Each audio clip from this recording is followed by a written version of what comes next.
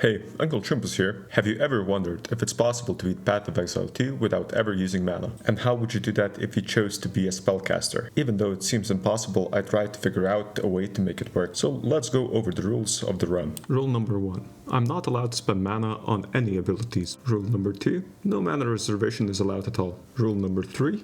Mana siphoned from the player does not count as mana being spent. A lot of rare enemies in the endgame have mana donor effects that drain mana, and dodging all of those would just be unreasonable. Rule number 4. No converting mana costs into life costs. Most people would immediately think of using the blood magic keystone or jewelry that provides the same effect, but that seemed like a boring solution to me, so I banned it entirely. Rule number 5. The entire challenge has to be done in solo self-found mode. The goal of this run is to beat the game. What I mean by this, I have to finish the campaign, all 4 acts of the story, and the interlude. I have to get 8 ascendancy points, meaning I have to choose to either complete the Temple of Chaos or Trials of Sekimas. And lastly, I have to defeat most, so at least 4 of the 6 available pinnacle bosses, on any difficulty. With that out of the way, let's start the run. We start off the run by picking Ranger.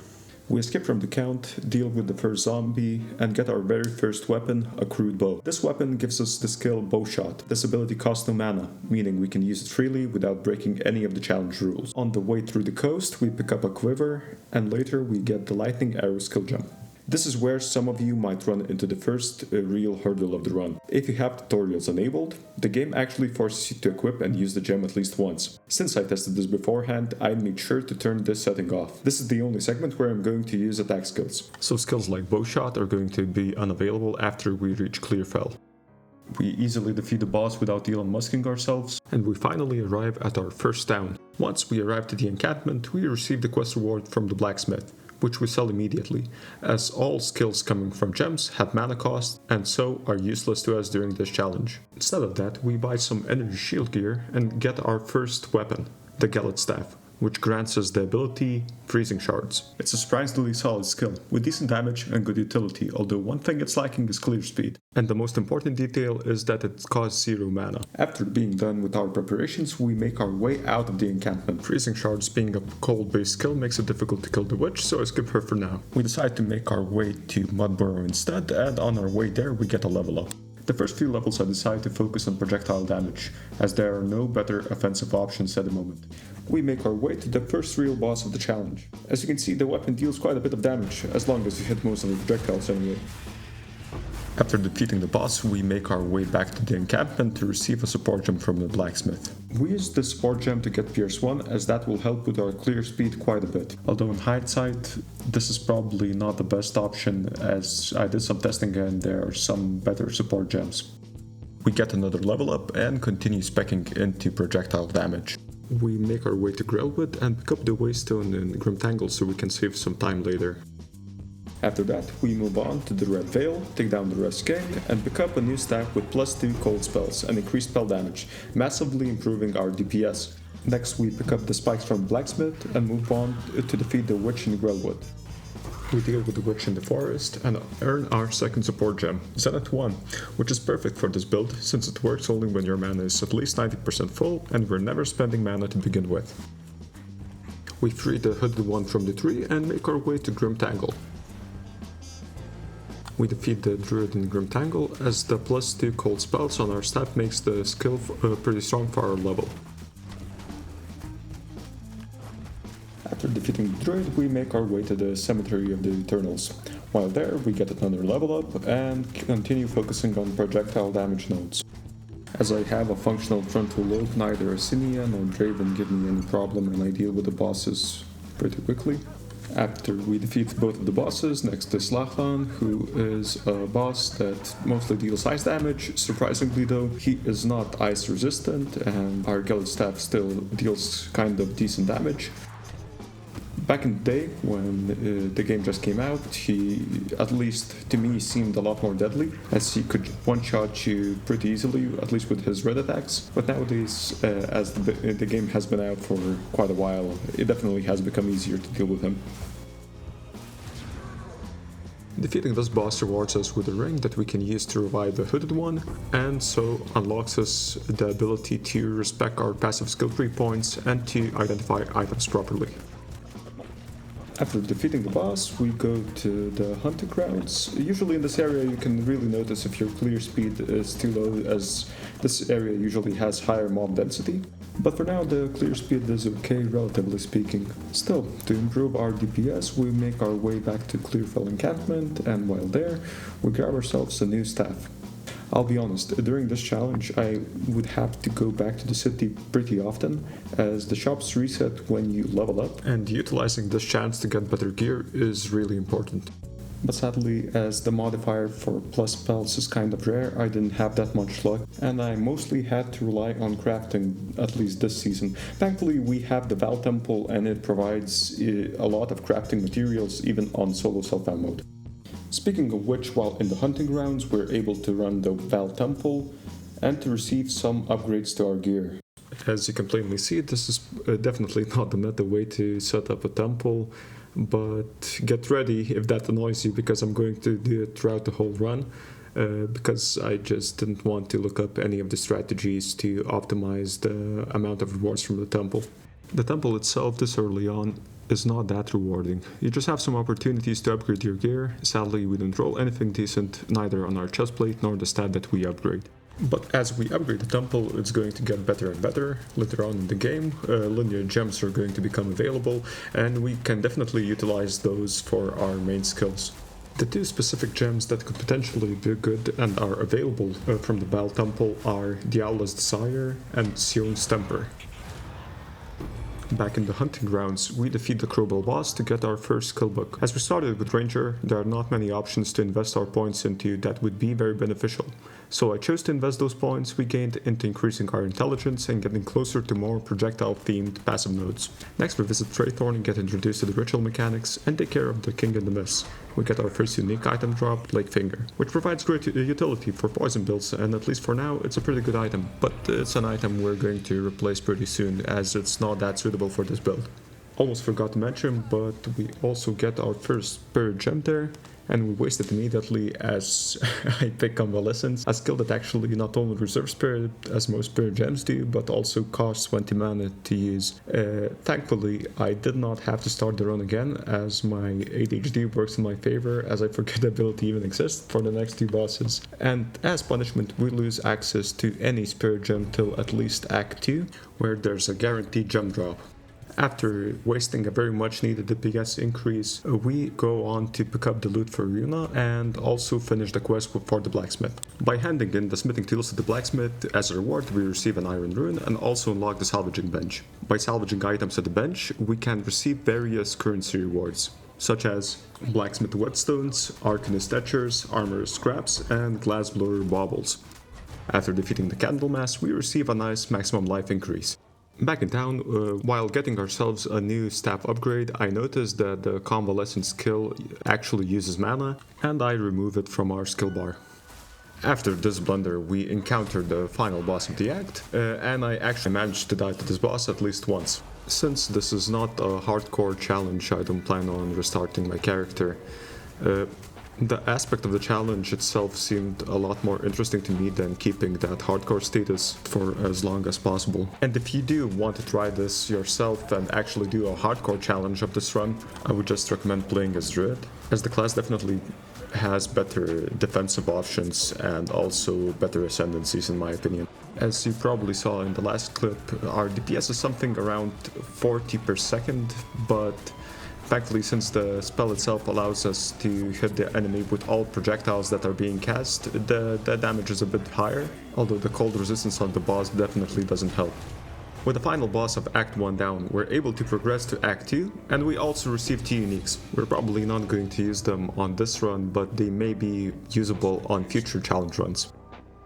Also, before we leave for Act 2, I remember that we didn't get the cold resistance upgrade from the Witch in Clearfell, so I go grab that as well. The Head of the Winter Wolf gives us a nice plus 10% to our cold resistance, and we surprisingly also get some gear upgrades from the Witch as well. At the start of Act 2, our clear speed gets increasingly slower as our DPS mainly depends on the spell level of our staff. Normally this would not be an issue if this was my second or third character, as I could spend all the gold I had gathered before to gamble on a better staff.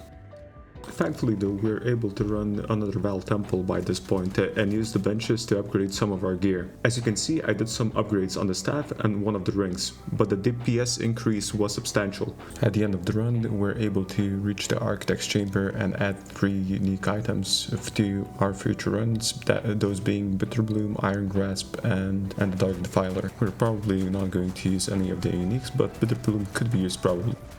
We defeat the first boss of Act 2 without any issue, but surprisingly the pack of mobs that spawns after you kill it is harder than the boss itself. As I have mentioned before, there's a guaranteed Spirit Gem drop in Act 2 and we finally get it. And as our first ability that we can actually use, we pick Arctic Armor, as it provides some defensive utility that we currently lack. After the last experience with combo lessons, I'm a bit more paranoid and I make sure that the skill doesn't cost mana. Next up we face one of the more dangerous bosses of Act 2, especially if you're playing hardcore.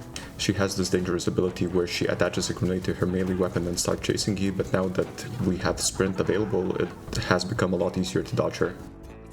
By defeating the boss, we unlock the second act gambling shop, but as we have very little money, it is going to be of little consequence. We reach the Traitor's Pass, and since we are close to getting our first 2 Ascendancy points, I think it's a good idea to talk about why I decided to go with Ranger as our starting class. As Ranger, we had the opportunity to choose from 2 possible Ascendancy classes, those being Pathfinder and Deadeye. On screen you'll see 2 lists of passive skill points, one for each ascendancy. As you can probably guess, not every passive is usable in this challenge, and some of them just don't work for a spellcaster's playstyle at all. So from each list, these are the passive that could actually function with this build. Between 2 options, Pathfinder is clearly the stronger choice, mainly because of the Pathseeker and Traveler's Wisdom nodes. Deadeye definitely has potential and could work as well, but Pathfinder simply looked more interesting and a lot more fun to experiment with. With that being said, as I mentioned before, if you want the strongest possible version for this run, I just probably pick Oracle. The Druid starting area on the passive tree is already really solid and you don't have to spend any ascendancy points to compensate for it. Getting inevitable critical hits is already pretty amazing, but the passive points you get from the Unseen Path are also very good for various kinds of builds. Specifically, I'd like to highlight Chaos-related builds. The skill nodes granted by the Unseen Path have a lot of Chaos damage nodes in the northwest corner of the skill tree map.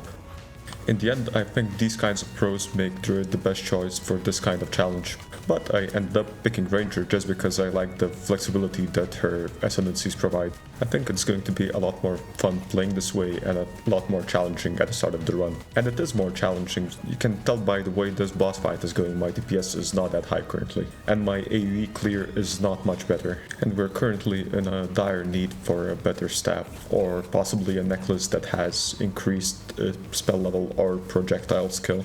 But even with our low DPS, the boss goes down pretty easily as it's susceptible to our type of damage. Defeating her rewards us with a coin that allows us entry to the Trial of Sekimus, and completing one of the trials will reward us with 2 Ascendancy points. Just wanted to mention that I fucking hate this area. The mobs are okay, the layout is okay, but the NPC you have to tag along with fucking sucks because she gets stuck behind walls and structures constantly. Thankfully she doesn't do that this time around and we're able to reach the final boss of this area.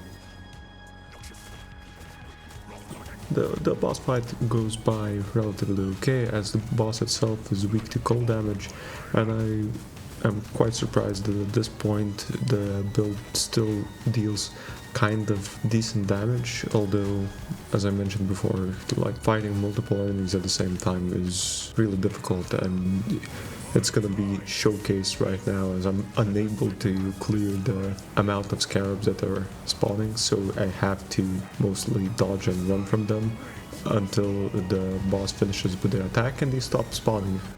The boss escapes, and to reach him we have to clear out a magical storm that he creates. For that we need to create the horn from 3 different pieces, which we can get from 3 different areas.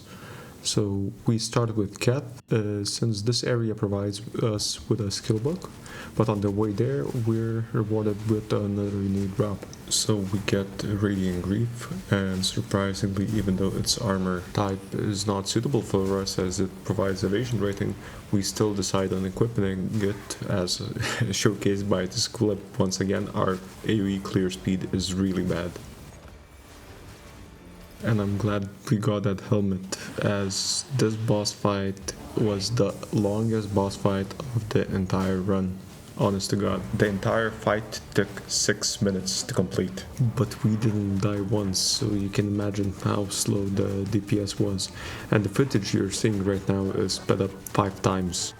If you ever experimented with weaker builds, you'll know that bosses that use energy shield are a lot harder to take down. The low DPS usually results in some downtime on hitting the boss, so it regenerates some of its shield. She would either use the attack that damages the whole area, the arena, or she would spawn snakes, which I couldn't clear that fast, so she had a lot of opportunities to regenerate her shield. Another thing that explains our low DPS is the fact that we're currently rocking a spell that only has 2 sockets. Usually by the time you're in Act 2, you're probably going to have either 3 or 4 sockets on the skill you're using. The amount of sockets that you have on a skill granted by a weapon depends only on the level of the granted skill. So I'm just going to show it visually so it's easier to understand. There are 3 types of skill gems that cannot gain sockets from Jewelry Sword, those being granted skill gems from items, granted skill gems from passive skills, Ascendancy notables for example, and lastly default attacks. So granted skills from the passive tree and default attacks scale from your character level, whereas granted skills from your items scale from your item level. With character level scaling, the important milestones are level 36, 64, and 90. These are the levels when you gain additional sockets. But for skills granted from items, such as the skill we're using, the amount of socket only depends on the skill level granted by the item. So we're going to get additional sockets at level 10, level 15, and level 20. So the next socket is going to be available at around Act 3. And the other 2 sockets are going to be available only during mapping. So we make our way through the Trials of Sycamus and now are fighting the last boss. We mainly focused on the easier combat rooms such as escape rooms, gauntlet rooms, as our build still is lacking a lot of DPS. This boss and the trial itself usually doesn't give me any trouble on any build I experiment with. But in an upcoming challenge run I'm going to do, you'll see how bad it can really get. It's probably my first time that I ever failed a trial, and believe me, it's going to be a lot more difficult than this run. We defeat the boss without that much trouble, and we don't receive anything of value. Next up we choose the Pathfinder Ascendancy, and as I mentioned before, this Ascendancy is a lot better than the other one, at least for this type of challenge. As I mentioned before, the Path Seeker passive nodes are the ones we're going to pick, and we're going to start off from the Sorcerer starting area in the passive tree. Because of the passive nodes we chose, we had to refund some of the points we had spent beforehand. We refunded some of the points focusing on projectile support and mainly focused on spell damage and energy shield boosting passive skill tree nodes. As a result, our shield increases from 103 to 156, and our DPS increases also a little bit, but I don't have the exact number. Usually I get at least 1 jewel drop from one of the chests, but this time around we're not so lucky. But we do get an armor upgrade that provides extra spirit, so I decided to spend one of the uncut spirit gems for an additional spirit gem, specifically attrition, as it's going to help with rare or unique enemies. The skill itself has a more multiplier on it, making it a good choice when dealing with hard to take down enemies. So after getting our Ascendancy, we return to Ket in hopes of getting a good jewel drop, but sadly we get a ruby and it's completely useless to us after we identify it. Only sapphires really could be really useful for this build. Next, after checking which resistances are lacking, we decide to go with the quartz ring, and after getting it, we return to the caravan to make some very needed upgrades for both the ring and also a new staff which is already at eye shards level 7. Thankfully, we managed to roll a +2 cold spells modifier, greatly increasing our DPS. Just take a look how much better the DPS is right now. I'm actually able to kill enemies with almost a single projectile. But there's still some passive skill tree changes that I have to make, but currently there's not enough gold for that. I really don't like the current configuration of my skill points, specifically this part. I think I should refund all of those points starting from the intelligence nodes. Maybe later on I'm going to switch back and take some of those points, but currently they're just not worth the point investment. So we finally reach the first out of the 3 bosses we have to kill to get the horn, and hopefully this guy is susceptible to cold damage. Doesn't look like it, but still, he is pretty weak. As long as you don't stay by the wall, he has no way of dealing high amounts of damage. With these new upgrades, we're starting to deal quite a bit of damage, it seems. And the build does feel a lot better now.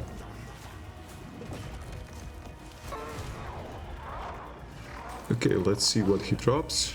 And it's complete garbage. Let's go pick up the Essence of Water now.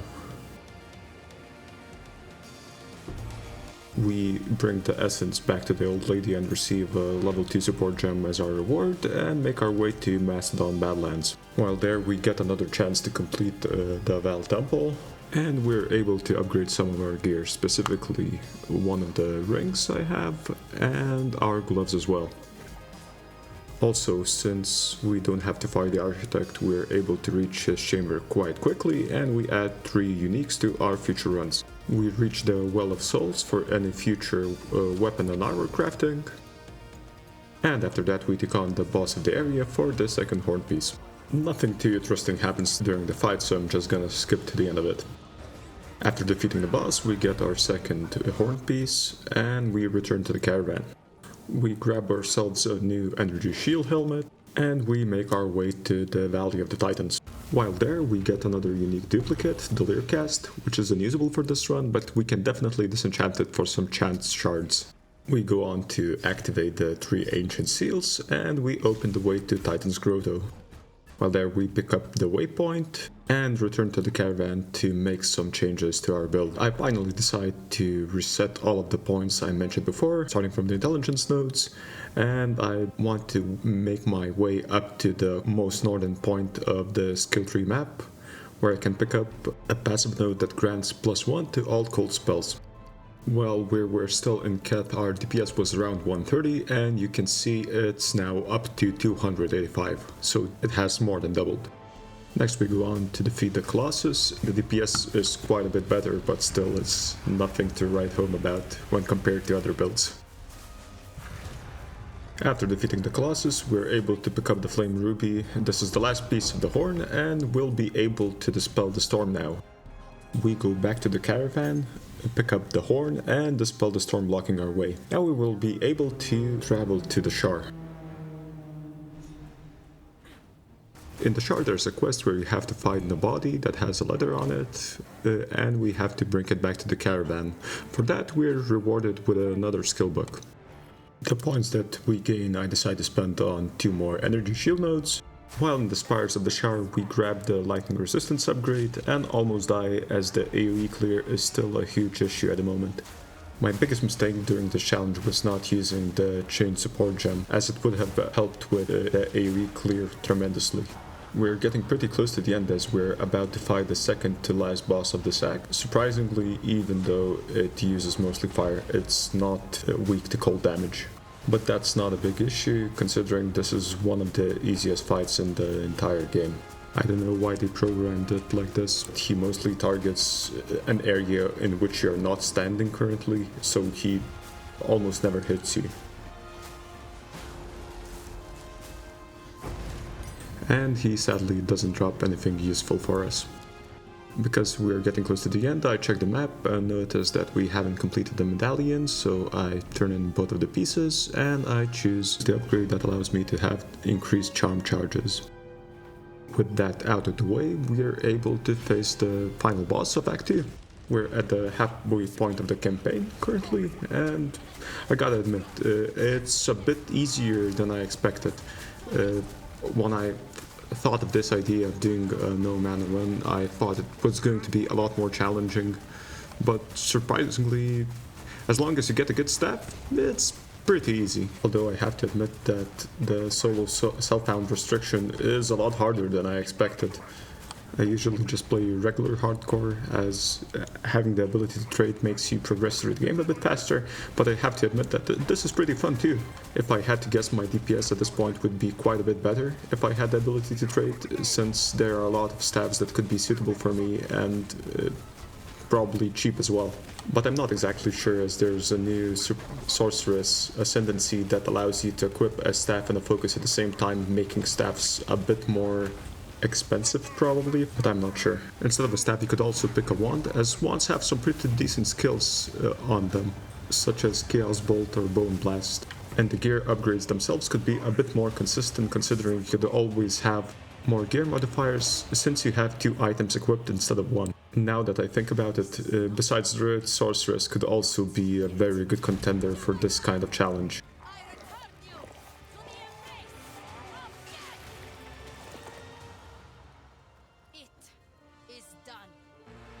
With that, we're finished with Act 2 and make our way to Act 3. We make our way through the swamp and introduce ourselves to the locals. I didn't show this in the footage, but getting to the swamp was a bit hard currently, as we're a bit underleveled and undergeared. So far we didn't have much luck with gambling or drops in terms of getting a good amulet that would provide us spell levels. And our current staff is still stuck at level 7 with that +2 modifier. After getting ready at the town, we're now going to face the strongest enemy in the entire game, and I almost get killed. Honestly, this is before the nerf. This was probably the strongest enemy in the entire game in terms of the amount of hardcore players that it has killed. But nowadays it has become a lot more easy to deal with, as he doesn't deal that much damage. When I used to face this enemy back in the day, I would get to around 1,500 effective hit points, but nowadays something around 1,000 can easily help you survive him.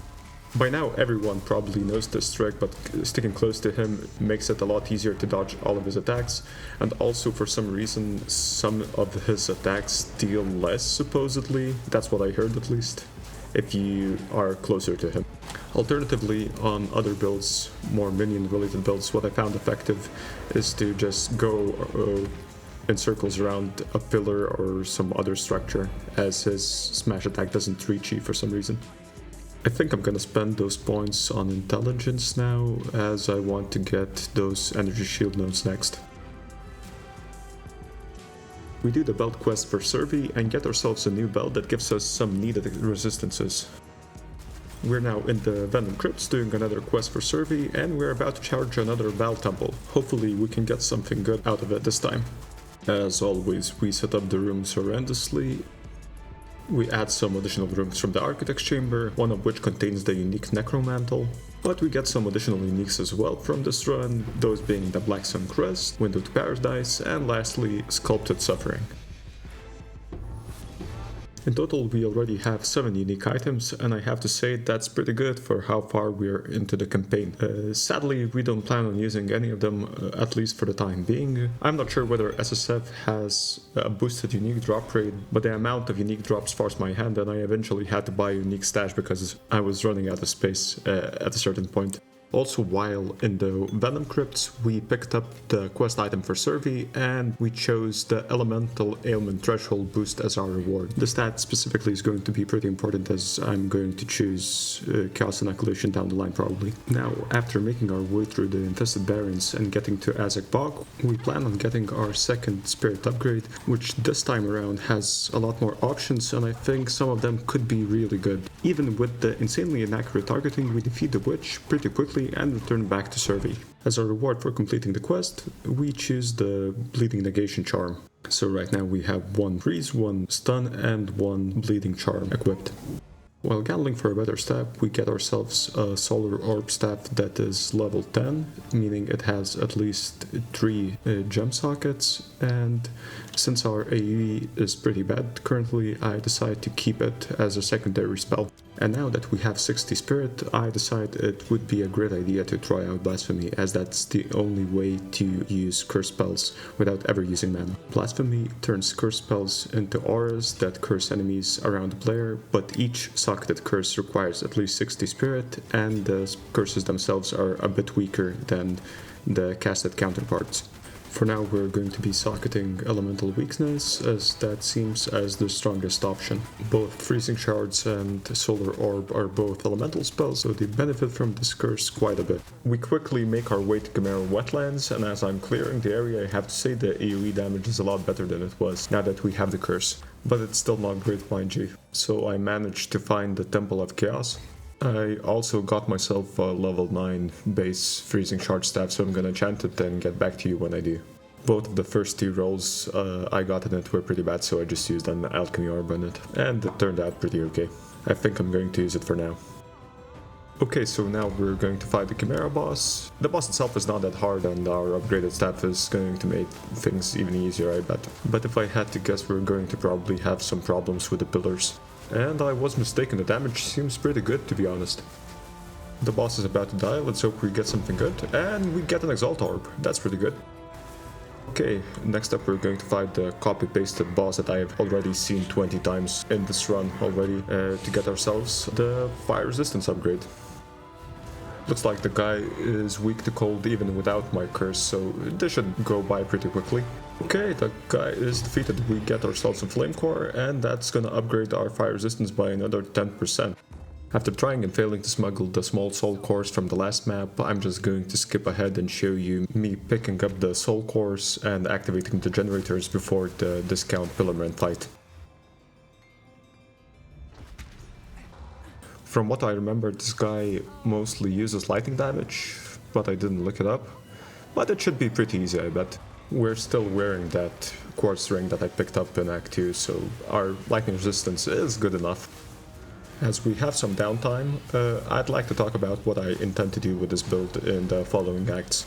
When I started this run, I intended to use Freezing Shards from the start till the end of the run itself, but now, as I used it more and more, I think I'm gonna change things up. First off, because I just think the video itself is going to have less entertainment value if I just use the same spell throughout the whole playthrough. And the second reason is that if I get to experiment, it's going to be a lot more fun for me.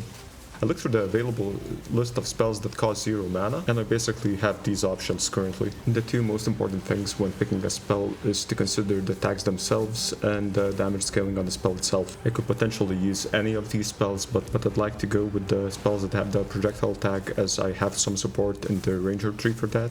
So we can immediately discard Lightning Bolt or Reap as viable options. So besides Freezing Shards, that leaves us only with Firebolt as a viable alternative.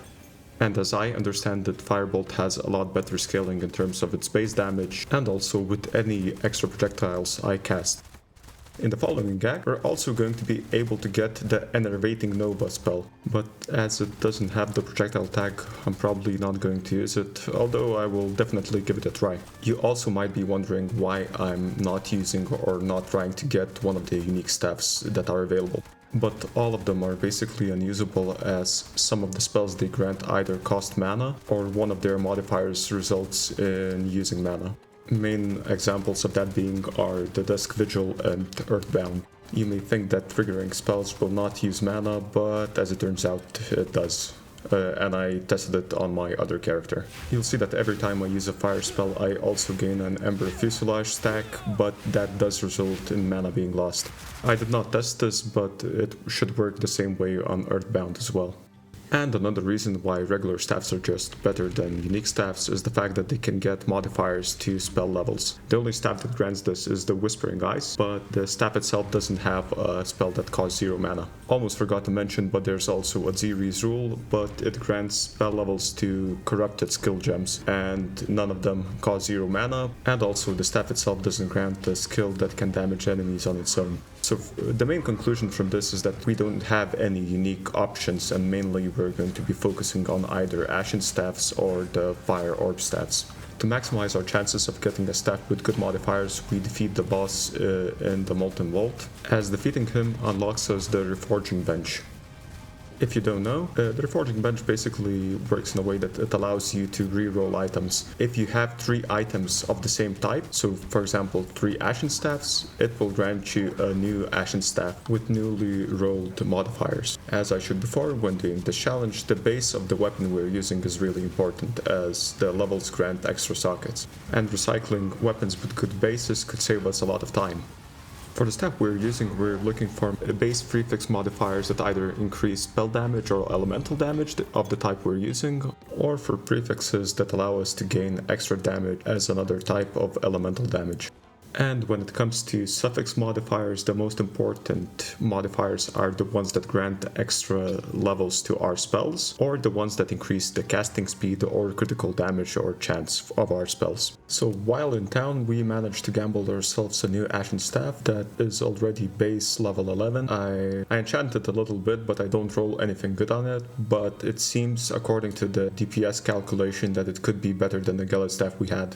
So I decided that we should probably change up our build, and I think we're going to go with the Black Flame Covenant. I did try out the Ashen Staff, but the Galled Staff is still slightly better, so I'm going to continue using it for now.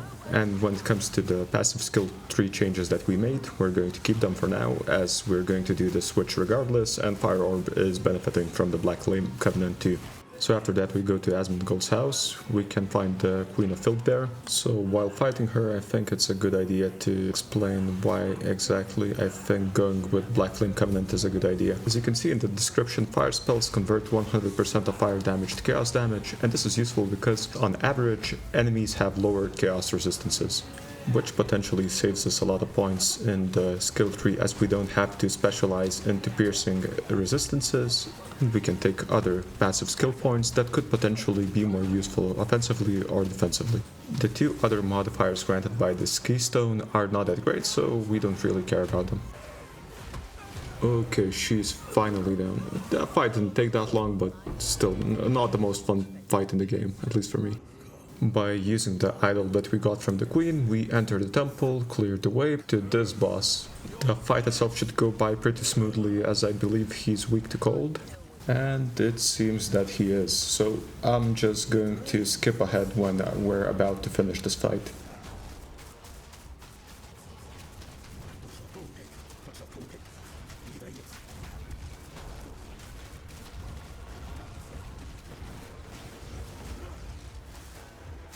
Alright, and he's down, so let's see what he drops. Nothing good.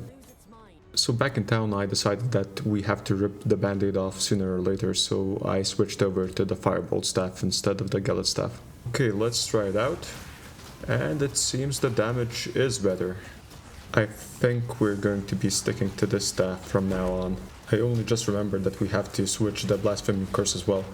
Alrighty, after switching to Despair, things should be even better now. Now that I think about it, these two skills are probably the only ones I'm going to change the quality of. And I had this impression that the Gemcutter Prisms are going to be useless to us during this run, but as it turns out, we will be able to use them, actually. Before fighting the Snake Lady boss, I thought that changing up our skill tree would be a good idea. So I invested some points into additional casting speed and some spell power. Okay, finally we're going to challenge the Snake Lady boss. She is one of the tougher bosses in the game in my opinion, as she deals a lot of chaos damage, and if you're using an energy shield build, you'll know that chaos damage is twice as effective as other damage types in terms of damaging an energy shield. And I also have this impression when you take poison damage, the energy shield recharge delay is going to be extended because the damage is dealt not at once but over a period of time. Yeah, as I mentioned, the boss itself is pretty difficult and I had several close calls, as you can see, during this fight. Definitely not my best performance against her, but still, I didn't die at least. Alrighty, this is the second to last boss. We're about to complete Act 3, and we also thankfully already got the Sacrificial Heart, so we won't have to come back to this area to grind for it. So far I got like 10 items that would be incredible for a minion build, but sadly I can't use any of them. Let's go, I finally found the Sacrificial Altar. I've been looking for it for quite a while. Let's go, that's the first divine drop that we got so far. Oh damn, but I can't use it for anything at the moment. So I think I'll just wait for a good item to use it on.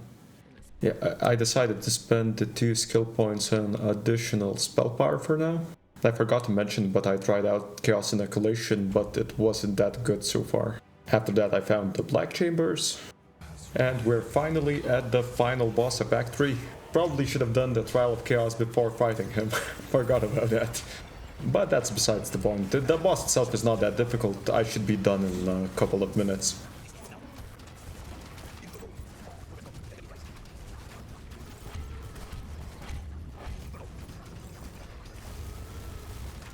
The first phase went by pretty smoothly. Now he transitions to phase 2. Okay, that took longer than expected, but it went by pretty fine.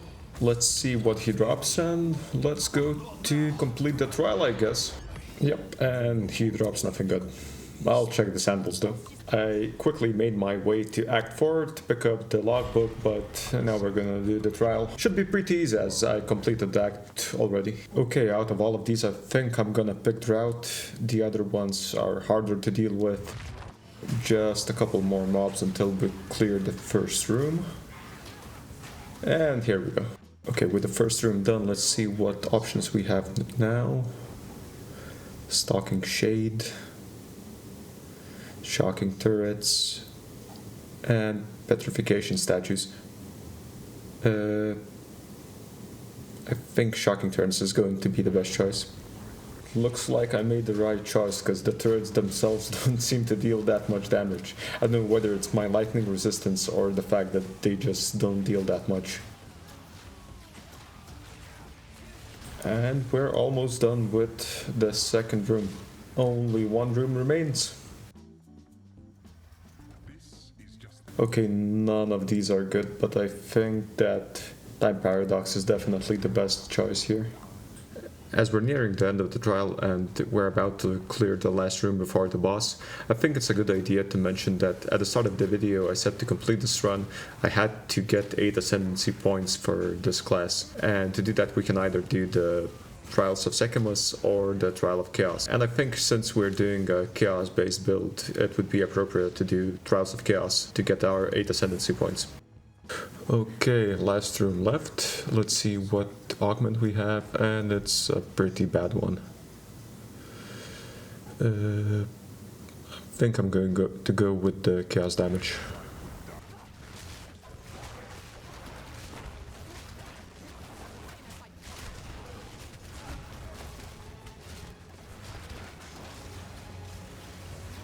Alright, we're about to defeat the boss. Luckily we got some good modifiers, so it wasn't that difficult. Okay, the boss is down, we can go grab our ascendancy points, I guess. So when it comes to our ascendancy point choice, I already knew what I was going to do. I was already dead set on picking Traveler's Wisdom, as it allows us to pick either defensive or offensive nodes instead of attributes in the passive skill tree. And we did just that, refunding most of our intelligence nodes and staying at bare minimum required to equip our items. So I'm going to emphasize this again, this is definitely not a game-breaking ascendancy or build. There were definitely better options than that. But I like the flexibility that these nodes provide. But with that out of the way, we progress to Act 4, starting off with Catch Bay. I chose this area specifically to start with because it allows us to get additional 2 passive skill tree points. Yeah, at this point of the game I would expect my damage to be a bit higher than that. Currently we're using a staff that has a Firebolt at level 12 and doesn't have any extra spell level modifiers. So our damage is a bit lacking because of that, I bet. And all of the gold that we had, I already spent it all on either refunding the skill tree or gambling for better staffs, but sadly I didn't have any luck on that front. Okay, the boss is almost down. I'm really hoping for some unique drops. This season it's really important to get a lot of chance orbs, and yeah, we didn't get anything. So after defeating the boss we get introduced to the Delirium mechanic and get rewarded with a skill book and some liquid emotions too. If you played the game before, you'll know that you can use the liquid emotions to anoint passives into your amulet. So it basically allows you to get some passive skill points without investing any points. So anointments allow your character to have certain passive nodes that they wouldn't have naturally. The thing with anointments is that the harder it is to get a certain node or the more impactful they are, usually they're going to be more expensive in terms of liquid emotions. And some liquid emotions are very rare, so it's really hard to anoint certain passive nodes. So far, after completing the Delirium introduction, we only have 5 liquid emotions. I only recently found this out, but by clicking the View Notables button in the installing menu, you actually can get all the passive nodes that can be installed highlighted. For now, we're probably not going to install anything, as our amulet is not that good, but later on we'll probably pick the heavy ammunition node. So this node is pretty good for us, considering the fact that reduced attack speed doesn't impact our DPS whatsoever, and 40% increased projectile damage is a pretty good amount for how cheap the upgrade is. But if you look at the passive tree long enough, I'm sure you could find some incredibly good passive nodes that would make this challenge even simpler than it currently is. As I found the waystone to the sinking caverns, I decided to check the rare shops that are available in Act 4. At this point in the game I was desperate for a better staff, but sadly none of the shops had anything that was of use to me besides one necklace that I decided to buy. I just decided to buy it just because it improved my energy shield a little bit. As you probably noticed, my resistances at this point in time are incredibly low, so I decided that I should upgrade some of my gear. And in the end, after buying some new items, we ended up gaining around 400 energy shield and a little bit of resistances, but my fire resistance is still lacking quite a bit. As this is not a hardcore character, I don't plan on maximizing my resistances at all times. It's a bit unusual for me to play this way, but I don't really care if I die too much, as long as the playstyle is still relatively comfortable and I don't get one shot by every single enemy. I think I'm just going to progress forwards, trying to maximize our DPS, as that is really low at the moment.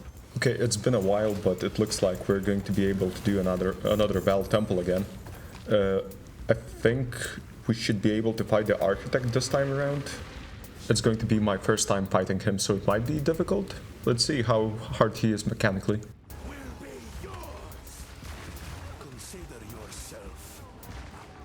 Okay, moving on.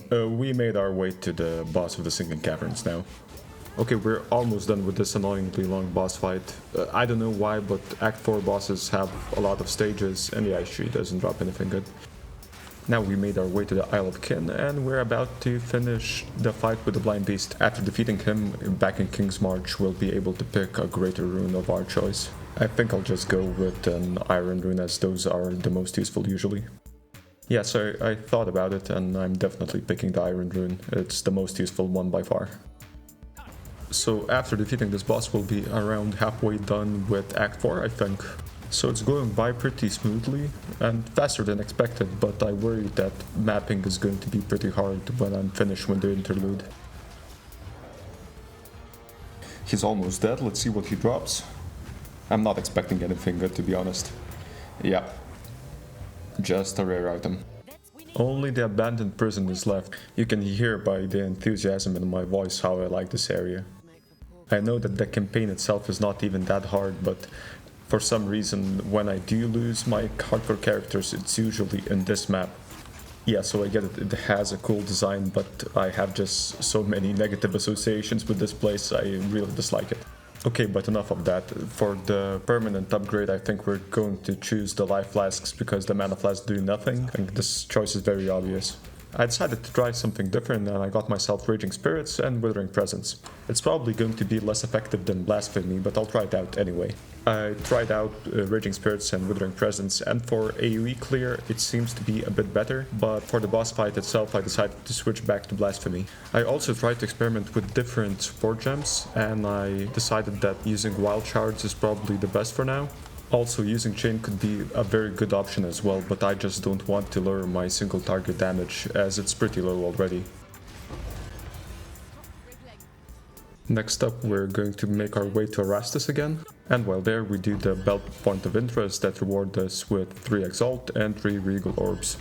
Alrighty, so far we got only 3 bosses left until we're finished with this act. I think I'm going to do the permanent upgrades after we do the campaign itself. And while we're fighting this boss, I think I should address one thing that probably some of you might have noticed already. When I switch my staffs to use Fire Orb, you're going to see my mana decrease, and that's because one of the staffs has an intelligence modifier on it. And because of that, my total amount of mana changes, and that's why you see it regenerating. And after almost breaking my run with convalescence, I started being a lot more vigilant and I double check every spirit gem and skill so I don't use mana accidentally. Looks like we're going to have another chance to fight the Architect again. Let's hope our luck is better this time around. Okay, round 2. I still haven't figured out all the attacks that this guy can do, but some of them don't seem that dangerous, besides the bubble one that killed me last time, and the one that creates a claw that hits you every so often. Okay, he's almost dead. Let's not choke like last time. So from what I've read, when I defeat him, there should be a new room that appears that will allow me to enter the Chamber of Oziri. She's basically the pinnacle boss of this season, and from what I've seen, she has some pretty good items, but they require a lot of luck to get the correct modifiers. Alright, thank God we didn't choke this time. So it looks like we need to be at least level 75 before we can fight Oziri, so that will only be possible when we start mapping. By using the console, we add additional 2 rooms that contain uniques and 1 currency room, and we also upgrade the temple charge capacity by using the medallion that we got from the boss.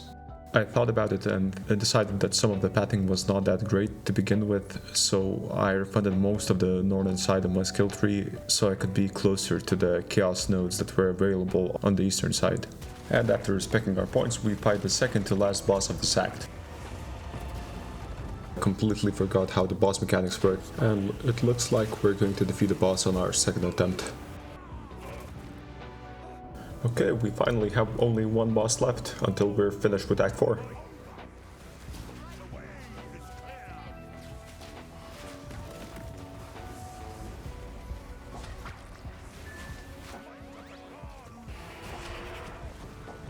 Alright, had the close one back there. Most of the bosses in Act 4 have distinct mechanics to them, but this guy for some reason just spams anything, just random shit all over the place.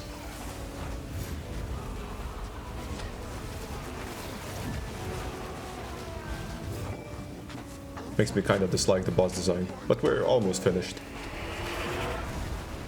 Yep, there we go. And we're now in the interlude. I started with the mountain area because I wanted the spirit gem upgrade. I'm not sure what I'm going to pick, but I think I should have a lot more options now. At first I thought about using Archmage, but it's definitely not possible as it guarantees mana use on any spellcast. And I basically just ended up upgrading Blasphemy and Despair as well, as that will increase my DPS. It's not a massive upgrade, mind you, but still better than nothing. Next up we went to get our guaranteed unique item, but sadly none of them were super good or rare. I ended up choosing the charm just because none of the other items seemed appealing to me.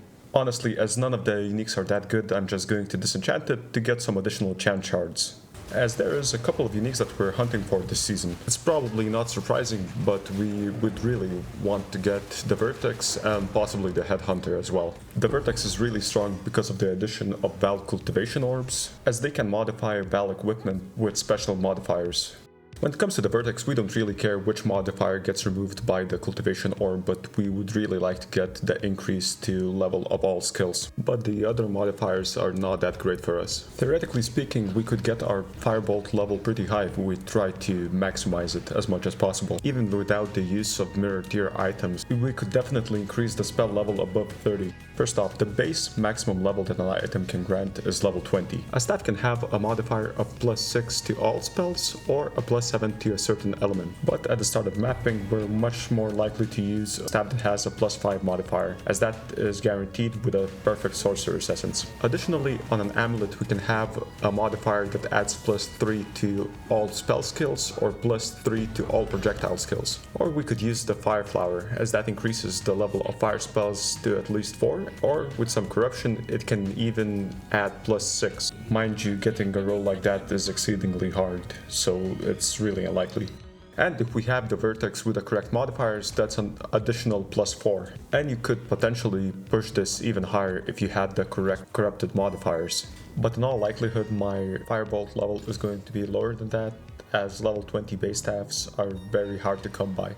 And of course you could push the level a lot higher than that, but I'm keen on moving on to other challenges and trying different builds, so I probably won't try to maximize the power of this character too much. But speaking of maximizing our power, at the start of the interlude we managed to grab ourselves a new staff that has a +3 to all fire spells. Both of the staffs have Firebolt at level 14, but as the new one has a +3 modifier to all fire spells, it raises our Firebolt to level 17 now. This upgrade ends up raising our DPS from 4000 to 6000. As I mentioned before, one of the two items we're trying to use our chance orbs for is Headhunter, as this item allows us to steal rare monster modifiers as temporary buffs that last 60 seconds. But you may be asking yourself, are there any buffs that potentially use mana? Well, I looked through the list and it doesn't seem so, but there are some questionable buffs, like for example this one. The description says that it allows you to cast a Healing Nova, and I'm not sure whether that costs mana or not. And because of that, I would test the belt on another character before using it on this one. Back in the game, we're close to fighting one of the 3 main interlude bosses. And I just wanted to showcase a bug that I found. Sadly, I didn't capture my live reaction as I had the mic off for some reason. But as you can see, one of the rare mobs is invisible for some reason. You can only see the border of the mob that should have spawned there. So after this, I go on to the boss itself, and for some reason the bosses are non-aggressive and the battle doesn't start. I've never seen this happen before, honestly. So I tried reloading the game, I tried to re-enter the area, but nothing helped. So after a little bit of testing, the only way I could start a fight was restarting from the last checkpoint. And I'm going to fast forward it as it's a copy-paste fight from the first act basically. So it's not that interesting. After the fight, we managed to get ourselves a new amulet that has much better defense modifiers, but sadly, as it doesn't have the casting speed modifier, our DPS decreases a little bit, and we go on to fight the second of the 3 main bosses of the interlude. At the moment, the build feels stronger and stronger, and that's probably because of the exponential damage growth of spells. As the damage grows in an exponential manner and not a linear one, the base damage of Firebolt should be in the thousands when we reach late endgame. Even though there are some close calls, we make it through the fight without dying. In the desert area, we pick up the Molten One's gift, which increases our maximum life by 5%. But that probably won't matter in the endgame, as we're going to use Chaos Inoculation. After that, we finish another quest to gain an additional weapon set skill book. We spend those points on increasing our critical damage bonus.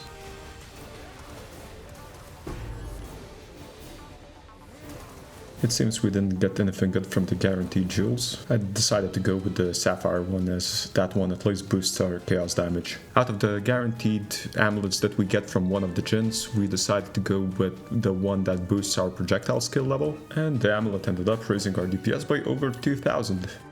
I know this boss is nothing special, but I just wanted to mention that this is one of the times where GOG really does a good job of reusing their assets, as even though this is clearly the boss from Act 4 just reskinned, he at least has some different attack patterns, and it's not monotonous as some other boss reskins. So after this boss, I decided that changing up our spirit gems is a priority at the moment. Raging spirits are not that great on this build, and I could utilize something different. Some of you might be asking why I'm not using some of the cast on abilities, like cast on critical, cast on minion death, or cast on elemental ailment, but the thing is that the socketed spells themselves use mana, and so all of these gems are unviable. So you're probably thinking that since we're only intelligence based and since these gems are unviable, that doesn't leave us with many options, and you'd be right. So I ended up choosing to use more than one socketed curse spell in Blasphemy, and that required us to specialize in the Whispers of Doom keystone. Thankfully, the keystone itself wasn't that out of the way, and we only needed to spend a few points to get it. For our second curse aura, we chose to use Temporal Chains, as it provided some much needed utility.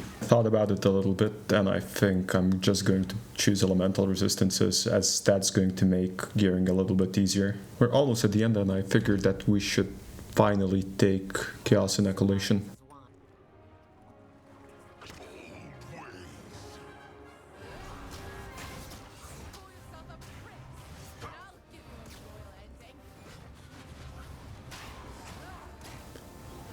Damn, I'm way more squishy than I thought I would be.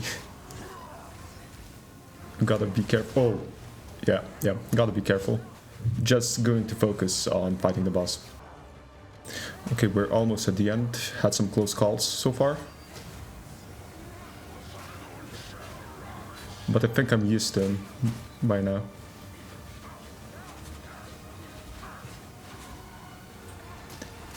And there we go, we're finished with the interlude. Okay, with that we finished one of the 3 goals of the run. We only need to get our ascendancy points now and 4 of the 6 pinnacle bosses. It's been almost a day since the last recording. Just wanted to show off the items that I managed to get, either from drops or gambling. So yeah, I got this chest plate, which improves my energy shield quite a bit, I bet. Yeah, because my base is 300 on the old one and this one has 674, yeah. And even, it doesn't even have max quality. And our energy shield is now 6000. I managed to craft myself a new helm as well, but sadly the abyss modifier was not that great. And with this new upgrade we're almost at 7000 energy shield. Okay, I'm going to try my luck at getting a headhunter.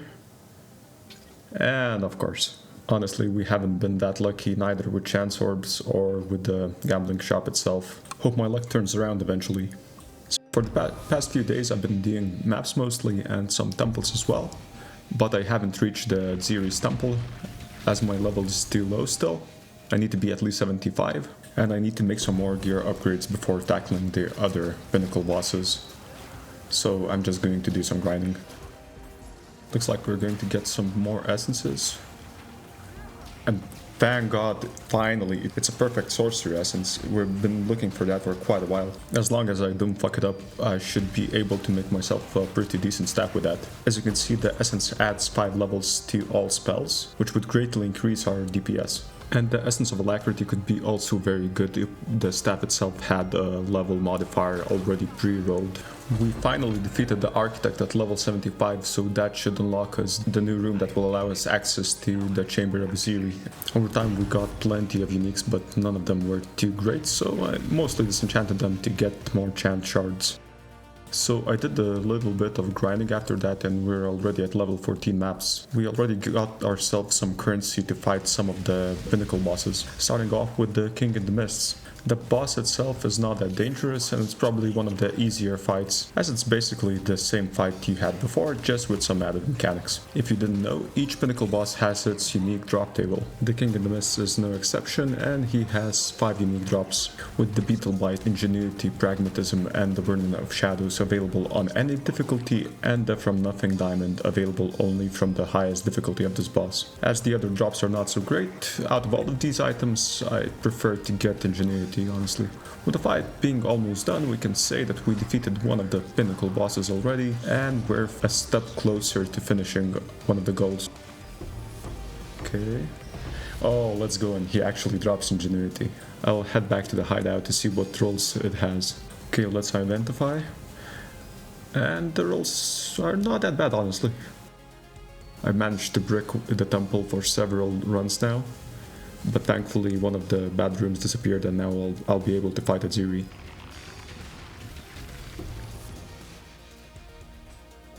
Alright, we finally reached the Aziri's chamber. This is going to be the second pinnacle boss that we're going to fight. As I mentioned before, she has a pretty good drop table that has some incredibly good items. I like the King in the Mists. All the drops you see right now are available from this boss. I wouldn't mind getting any of them, as some of them could be used for other builds, but the Flesh Crucible Diamond and Aziri's Splendor would be really great, as the Flesh Crucible potentially could allow us to get some of the keystones we already have. That could potentially save us quite a bit of points and make our passive tree more efficient. And the Aziri's Splendor is amazing just because of the Valve Cultivation Orb modifiers that you can get. Just by eyeballing it, I can already tell that if I got enough energy shield modifiers, the base energy shield value would be insane. And that's not even taking into account the bonuses that could be provided by the soul cores themselves. Also, I'm not sure whether I could get the spell level increase, but if I did corrupt my staff, maybe the skill gem itself would be corrupted as well, but I would have to look into that. But even without that skill level increase, the item itself is really great. It's just a bit sad that it's pretty hard to get, considering you have to first of all get the item itself and then you have to roll the correct modifiers. Thankfully, the Valve Cultivation Orbs themselves are not that rare, as I noticed. I have already several of them, so if I do defeat this boss right now and I get one of the uniques, I'm just going to probably use it just for fun. And I almost forgot to mention, but there are also 2 support gems that are available from this boss, those being Zerfia's Infamy and Aziri's Impatience, but as you can see, neither of these are that useful to us. The boss fight itself got pretty hectic at times, but the boss itself doesn't seem to do that much damage to me.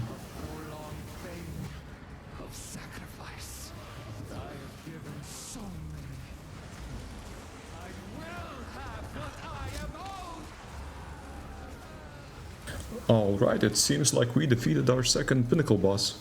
Only 2 left. I think I'm just going to do the pinnacle bosses first before doing the 8 ascendancy points, so they're not going to be in order. So after defeating the boss, we are supposed to open this vault, and we should get at least one of the guaranteed uniques. Yeah, and it's the spear. Probably the worst item we could get, maybe besides the quiver. But it seems like our luck has turned around, since I didn't notice, but we got ourselves an amulet that has a +3 to all spells modifier. So yeah, that makes up for it, definitely. Oh, but it has an accuracy rating modifier on it, which is not that great. Well, let's see how much it increases our DPS, and it's 8,000. And our current DPS is at 44,000. That's pretty good. I thought about it a little bit, and we're definitely taking this amulet to the Well of Souls. Well, I'm definitely taking the maximum energy shield, as the other 2 don't help me whatsoever. So let's see how much our energy shield increases, and it was at 6,800 before, so 400, pretty good. Well, I finally got enough runic splinters to do the 3rd pinnacle boss. Similar to the King in the Mist, this boss has 5 drops in total, with one of them being unavailable at the 1st difficulty, that being the Heroic Tragedy Jewel. I don't think any of these items could be useful to us, besides Heroic Tragedy and Swollen being pretty cool drops. Only Swollen is available for us, so out of all these drops, Swollen would be probably the one we'd like to get the most. Swollen provides the cast on block skill, but it's definitely not going to be usable on this character. As I mentioned before, all cast on abilities require mana to use, and cast on block is no exception.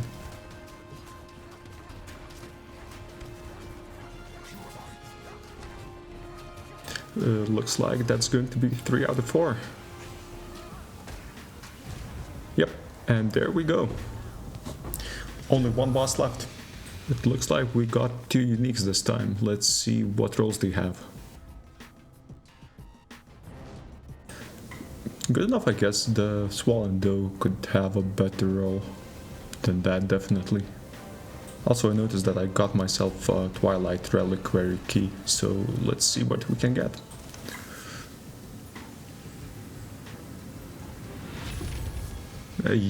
That's absolute trash. God damn. Okay, and I turns out had enough splinters to do the last pinnacle boss, so we're very close to the end now.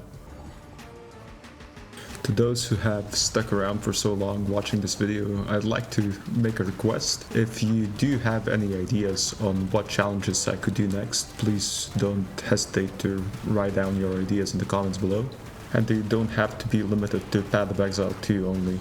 I plan on doing some other challenge videos on other RPG games, maybe Dark Souls or Skyrim or Morrowind or Fallout or RuneScape maybe, we'll see. Currently I have some ideas of what I could do next, but I plan on doing challenges that I find myself entertaining, as I just want to make these videos as a form of entertainment for myself, as I enjoy the process itself. But we're basically finished with the breach, so let's go back to the game. So the 4th and final boss that we're going to fight is Zesht. Personally, this is one of the bosses I dislike to fight the most, as I find some of his attacks more difficult to dodge than the other bosses. And his drop table is definitely better than the other bosses, because first of all, by completing the breach you're already rewarded with some items, like breach rings or catalysts, which are already really good items. And second of all, he has 7 unique items that he can potentially drop. So out of all of these items, wouldn't mind getting at least 4 of them, specifically Choir of the Storm, Control Metamorphosis, Hands of Wisdom in Action, and lastly, Zov's Blood. Choir of the Storm being specifically very interesting, as that could provide us with a way to cast extra skills without using mana. But with the 4th pinnacle boss defeated, we completed one of the goals of the run. We only have 1 goal remaining, but let's see what loot he drops, and yeah, it's nothing good. I think it's time we went to get our 8 ascendancy points, I guess. So before finishing the run, I decided to try Delirium as well, and you can see how well that went. After around 30 deaths, I did manage to beat it. As we are nearing the end, I decided that disenchanting some of the duplicate uniques might be a good idea. I had some tribal mass left over, but none of them turned into a vertex, sadly. So to get our 8 ascendancy points and to fight the Trial Master, we have to complete the Trial of Chaos at least 3 times. I used my 5th and 6th ascendancy point to get immunity to slows. Of course there were some other options, but I think it's probably the best one. So with only a single failed attempt, we finally make it to the Trial Master. And I gotta admit, I'm pretty happy that we're almost finished with the run, as I want to move on to other challenges. The run itself was pretty fun, but I wish there was some more theory crafting or some obscure mechanics that I could have utilized. But the concept itself, even though it seemed more complex, it turned out to be a lot easier than expected. So if we did this boss earlier, we could have gained one of the uniques that he drops, and some of them can actually be corrupted using the Val cultivation orbs, as the items he drops are Val uniques. Honestly, I would be really glad if I managed to get either the mask, the jewel, or the belt. And all 3 of these items could potentially be used on a challenge like this. As I usually do Secamus runs, I didn't remember how hard or easy this boss was, and I am kinda disappointed how easy it is to defeat him. As you can see, he just keeps walking in circles. Originally I wanted to fight Arbiter of Ash as our last boss, but grinding for shards became super boring, and I think defeating all other pinnacle bosses proves the same point, that you can beat the game without ever using mana. Yeah, that was a bit anticlimactic, but with that, we're finished with the run. For those who stuck around till the end of the video, thank you for watching, and I'll see you in the next one.